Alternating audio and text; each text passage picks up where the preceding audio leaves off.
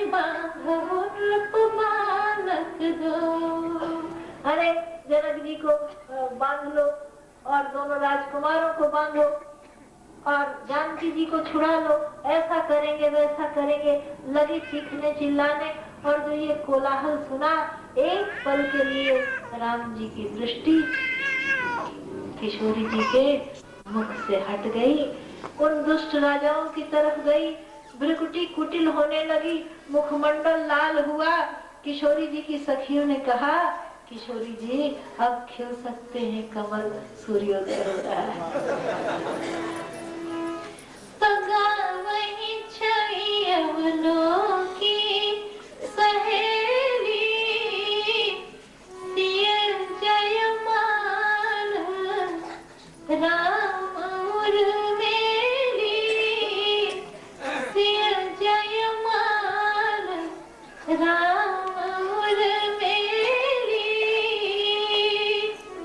अब चंद्रमुख नहीं लिखेंगे, बोले रघुबर जयमान, देखी देव बर सही सुमन, सकुचे सकल भुआ, जनु बिलो की रवि कुमुद गण। तो भगवान के मंगलमय स्वरूप को देखकर जहाँ किशोरी जी प्रेम विवश हो जाती हैं, वहाँ इन सखी की तो बात ही क्या। अब प्रेम विवश होकर किशोरी जी के पास आए। सखियों ने पूछा, जी आपको हो क्या गया है? आप कभी रो रही हैं, कभी हंस रही हैं, क्या हुआ? सास दशा देखी सखिन, पुलक गात जलने, कहु कारण निज हरस कर, पूछई सब विधु में। भगवान का दर्शन हो गया। धन्य है किशोरी जी की सखियां, जिन्होंने भगवान का दर्शन ही नहीं किया, भगवान को बांध के रख लिया गाली के बंधन में, नाते के बंधन में, रिश्तेदारी भगवान के साथ बना ली। भाई भगवान को नाता बहुत अच्छा लगता है। भगवान कहते हमको भले मत अपना मानो, अपना मानो, भगवान चाहे मत मानो, हमको जरूरत नहीं है, हम तो तुम्हारे अपने बनना चाहते हैं। हमको भगवान मत मानो, हमको तुम अपना मानो। भगवान को अपनापन बहुत प्रिय है, और जो कोई नाता लगा लेता है भगवान के साथ, तो फिर तो बात ही क्या। श्रीमद् भागवत में राजा बलि के नाते की बात आती है।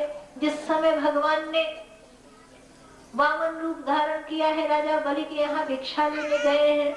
राजा बलि ने देखा तो हंसा है, छोटा सा वित्ते भर का ब्राह्मण। कहा मांगो क्या चाहिए, बहुत बड़े राजा के घर आए हो, निहाल हो जाओगे। भगवान वामन ने कहा हमको हमारे पैर से 3 पग भूमि चाहिए। राजा बलि ने कहा हो गया, तुम देखने में तो छोटे हो ही, तुम्हारी बुद्धि भी छोटी। इतने बड़े राजा के घर 3 पग भूमि, वो भी तुम्हारे पैर से, हमारे पैर से मांग लो तो एक झोपड़ी तो डल जाए। तुम्हारे पैर से 3 पग भूमि मिलेगी तो उतने में क्या करोगे? आसन बिछा के माला जपोगे क्या? उतने में तो कुछ भी नहीं आएगा। भगवान ने कहा नहीं जी, हम तो बहुत संतोषी ब्राह्मण हैं, हमको ज्यादा की क्या जरूरत, नहीं चाहिए ज्यादा। और जिस समय भगवान वामन से विराट हुए हैं, वामन से विराट हुए भगवान, पूछा तीसरा चरण कहाँ रखे? बलि ने अपना मस्तक झुका दिया, कहा नाथ तीसरा चरण हमारे माथे पर रख दीजिए। राजा बलि की माता दैत्य विरोचन की पत्नी रोने लगी है, कहने लगी जिस समय हमारे पति की मृत्यु हुई थी, कहा हमारा मन था हम सती हो जाए, लेकिन सबने हमको रोक दिया। आज हम सोचते हैं कि अच्छा ही हुआ जो हम उस समय बड़े हैं। क्यों? बोली भली भई मैं ना मरी, पति विरोचन साथ, क्योंकि यह उत्सव कब देखती कि हरि पसारे हाथ। अगर हम उस समय मर गई होती तो इतना बड़ा सौभाग्य देखने से वंचित रह जाती कि आज परमात्मा मेरे बेटे के दरवाजे पर याचक बनकर खड़ा है। जिस समय भगवान ने बलि से कहा है कहाँ रखे तीसरा चरण, बलि ने सिर झुकाकर कहा नाथ मेरे माथे पर रख दो। भगवान संतुष्ट हो गए। कितना भी बड़ा दान भगवान को प्रसन्न नहीं करता, लेकिन जब जीव मस्तक झुका देता है तो भगवान प्रसन्न हो जाते हैं। और जब मस्तक झुकाता है जीव तो भगवान कुछ देते हैं। बलि ने मस्तक झुकाया, भगवान ने कहा तुमने हमको प्रणाम किया है, तुम हमसे कुछ मांगो। जीव जितनी बार प्रणाम करता है उतनी बार भगवान से कुछ न कुछ पाता है, क्योंकि भगवान को संकोच हो जाता है। केवट उतरी दंडवत कीना, केवट उतरी दंडवत कीना, प्रभु ही सकुच यही नहीं कछु दीना। जो प्रणाम किया है केवट ने, भगवान को संकोच हो गया ना, कुछ नहीं दिया, जबकि इतना दे चुके ठाकुर जी केवट को। अरे केवट के लिए हमारे भगवान एक पैर पर खड़े रहे गंगा जी के किनारे, तपती रेती में बालू में एक पैर से भगवान खड़े। हठीला इतना, गुमानी इतना कि ठाकुर जी ने बुलाया तो पास नहीं गया। ये भक्ति ही कर सकती है, ये प्रेम, ये ज्ञानी नहीं कर सकता। भगवान ने कहा यहाँ आओ, केवट कहता है नहीं जाएंगे, मांगी ना न केवट आना। लखनलाल जी ने कहा बेकार, इससे बात करना ही बेकार, नहीं लाएगा। मांगी नव न केवट आना, मांगी ना न केवट आना, कहीं तुम्हार मरम में जाना। लखनलाल जी ने कहा ये कभी नाव नहीं लाएगा, ये मना कर रहा है, ये ना कर रहा है, आप यहाँ क्यों खड़े हैं? भगवान ने कहा ये जरूर नाव लाएगा। अरे ये वेदांत की भाषा थोड़े ही बोल रहा है कि नेति नेति मतलब नहीं होता है, ये तो प्रेम की बोली बोल रहा है, और प्यार में ना का मतलब हमेशा हाँ होता है। तो ये तो प्रेम की बोली बोल रहा है, इसलिए हम तो इसी की नाव में चढ़ेंगे। और लाता नहीं, कहता है तुम्हारा मरम हम अच्छी तरह जानते हैं। क्या मरम जानता है, फिर कभी बात करेंगे, अभी तो दूसरे प्रसंग में है। सीधी सी बात है कि केवट एक खास मरम जानता है ठाकुर जी का, कि ठाकुर जी बहुत नरम है। जानकी जी या लक्ष्मण जी भगवान को चरम जानते हैं या परम जानते हैं, लेकिन असल मरम केवट जानता है कि राम जी बहुत नरम है। एक पैर पर खड़ा रखा है उसने चित्रकूट वाले बाबा विनीत जी का। ये सवैया है, जो हम बहुत छोटे थे, 5-6 बरस के, 7 बरस के, वहाँ कथा के लिए जाया करते थे। वहाँ पंजाबी भगवान जी हैं जानकी कुंड पर, अभी भी हैं, बहुत वृद्ध हो गए, हमारे गुरु भाई हैं वो, उनके यहाँ हम कथा कहते थे। तो विनीत जी महाराज की कथा सुनने को भी मिलती थी और कुछ सुनाते भी थे जैसा होता था। तो उनका ये सवैया है, जिस समय एक पैर से केवट ने भगवान को खड़ा करके रखा है, देवता आश्चर्य से देख रहे हैं। एक पैर केवट की हथेली में है, एक चरण से भगवान खड़े हैं और खींच रहे हैं। इतनी धूप हो गई, कब तक ऐसे खड़ा रखेगा रे पागल। तो केवट कहता है बस हो गया। अरे गौतम सिय तारण है, अधम उदाहरण है, प्रेम से पगों को पखारन वह दीजिए। नाथ हमको धोने दीजिए चरण। एक तो धुल गया, एक ही तो बचा है। जब ठाकुर जी ने सुना एक चरण धुल गया, जल्दी से खींचा, दूसरा बढ़ा, कहा इसको धो ले। केवट हाय हाय कर उठा, सरकार ये तो बहुत मुश्किल में आपने डाल दिया।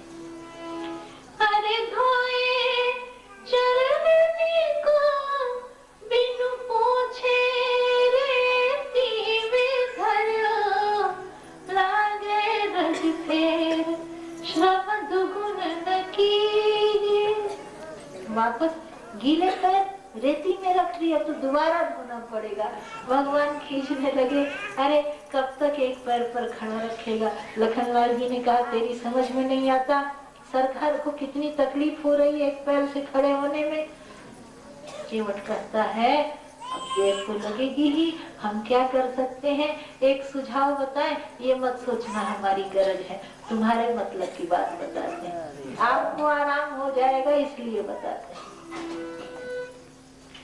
बोला रे खन में जड़े कण कहते देखी देखी धो, आप एक पग पे खड़े या तेन खींचिए चावरम। केवट कहता है हे ठाकुर जी, आपके आराम के लिए एक बात बताता हूँ, एक काम करिए ना, आपको आराम मिल जाएगा। कि चाहो रघुनाथ जी विलंब बिना, नाथ मेरे माथे पर हाथ रख लीजिए। सरकार मेरे मस्तक का सहारा लेकर खड़े हो जाइए, आपको बड़ा विश्राम मिलेगा। और जिस समय भगवान ने केवट के माथे पर हाथ रखा है, देवताओं ने कहा बरसी सुमन सुर सकल सिहाई, बरसी सुमन सुर सकल सिहाई, एहि सन भाग्यवंत कौन नाई। कितना बड़ा भाग्य, आज ठाकुर जी के चरण हथेली में और माथे पर ठाकुर जी के कर कमल। भगवान ने कहा हो गया, अब पार कर। केवट ने कहा अभी कहाँ, तुमसे पहले के मुसाफिर जो खड़े हैं पहले उनका नंबर लगेगा। अरे कहाँ है मुसाफिर, कहाँ है ना। पद पखारी जल पान करी, आप सहित परिवार पितर पार करी, प्रभु ही पुनि मुदित गए पार। अपने पितरों को पहले पार किया है केवट ने, उसके बाद भगवान को पार किया है।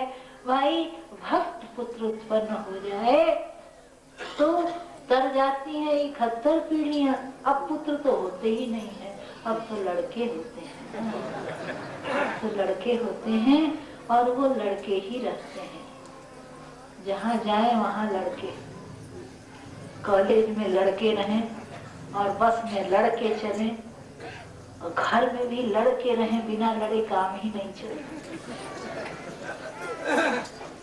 एक पुत्र उत्पन्न हो जाए। हमारे आचार्य तो कहते हैं कि बेटा बेटी में अंतर ही मत मानो। बोले नाम जपत बिटिया भली, नाम जपत बिटिया भली, बिनु हरि भजन न पूत, शबरी तो वैकुंठ गई और धुंधकारी भयो भूत। तो सबसे सुंदर जिस समय केवट ने प्रणाम किया है, भगवान को संकोच हो गया, अरे हमने इसको कुछ दिया नहीं। और भगवान जब देते हैं ना, जब भगवान प्रणाम करने के बाद जो ठाकुर जी से मिलता है महाराज, उसकी कोई तुलना नहीं है, कोई तुलना नहीं है।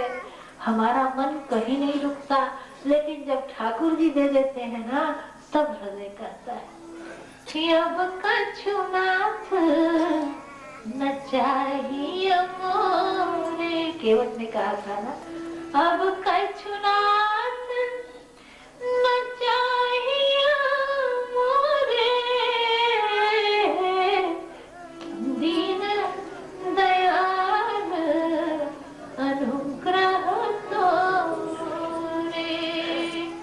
तो जिस समय राजा बलि ने प्रणाम किया, भगवान ने कहा हम आपको कुछ देना चाहते हैं, मांगिए हमसे, आपके दान से हम संतुष्ट हो गए हैं। बलि कहते हैं क्या मांगे, कुछ नहीं चाहिए। अरे राजा बलि कहे बामन से, हम चाहे नहीं धन धाम अगारे, तीनों लोक को राज नहीं, चाहे नहीं सुख साज अपारे। नाथ कुछ नहीं चाहिए, चाहे यही रहे धर्म रुचि और ध्यान, रहे चरणों में तुम्हारे। भगवान ने कहा कुछ तो मांगो, कुछ तो मांगो, तुमको दिए बिना मेरा संकोच नहीं जाएगा। बलि ने कहा तो एक कृपा कीजिए, अब तो पाताल में जाके रहना होगा, सब तो आपको दे दिया, हम रहेंगे कहाँ। तो पाताल लोक में हमारा 52 दरवाजे का महल है, कृपा कीजिए किया ही स्वरूप से नाथ सदा, अब ठाढ़े रहो तुम द्वार हमारे। जिधर नजर जाए आप हमको खड़े दिखाई पड़े। भगवान ने कहा वाह जी, दरबान बनाना चाहता है हमको। भगवान दरबान बन गए। लक्ष्मी जी का मन वैकुंठ में न लगे। नारायण के बिना क्या लक्ष्मी वैकुंठ में भी रह सकती हैं? नहीं रह सकती। इस धोखे में मत रहना कि लक्ष्मी जी को बसा लोगे और नारायण को छोड़ दोगे तो रह जाएंगी, कभी नहीं रहेंगी, भाग जाएंगी। वैकुंठ छोड़ दिया, चली आई, सबसे पूछ रही है भगवान कहाँ है, भगवान कहाँ है। नारद बाबा ने कहा भगवान पाताल में है और नौकरी कर रहे हैं, वैकुंठ नहीं जाएंगे। रक्षाबंधन का दिन था, लक्ष्मी जी गई हैं। राजा बलि से कहा महाराज हम आपको राखी बांधेगी, भाई बनाएंगी। अब बताओ भारतवर्ष में कौन ऐसा अभागा होगा जो मना करेगा? रक्षाबंधन के दिन कोई बहन कहे हम तुमको भाई बनाएंगी, कौन मना करेगा? राजा बलि ने कहा हाँ दीदी बांधो राखी।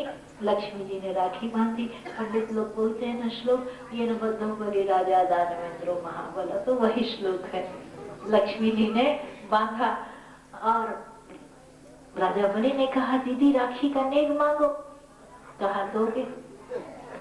अरे देंगे देंगे देंगे 100 बार, ये राजा बलि का वचन है। लक्ष्मी जी ने कहा पक्का? कहा हाँ दीदी सोना चांदी रुपया पैसा राज जो मांगोगी देंगे। कहा कुछ मत दो, खाली तुम्हारा दरबार हमको दे दो। बलि तो रोने लगे, बोले दीदी क्या कहती हो, क्यों? सब दे रहे थे, दरबान देते नहीं बनता। कहा दीदी सस्ता लगता है तुझको दरबान, सिर के मोल खरीदा है, सस्ता नहीं है। लेकिन अब तो वचन दे दिया था, दे चुके। अब लक्ष्मी नारायण जब जाने लगे हैं, भगवान ने हाथ जोड़ के कहा रिश्ता हो गया ना, नाता लग गया ना, लक्ष्मी जी के भैया हो गए। भगवान हाथ जोड़कर कहते हैं भैया जी इतने दिन आपकी सेवकाई की, कुछ गलती हो गई हो तो माफ कर दीजिए। रघुपति सुनो भामिनी बाता, कह रघुपति सुनो भामिनी बाता, मानव एक भक्ति करना था, मानव एक भक्ति करना था। भगवान को सबसे अच्छा लगता है नाता लगा लेना। और हमारी किशोरी जी की जो सखियां हैं उनमें नाते की ही तो ललक है।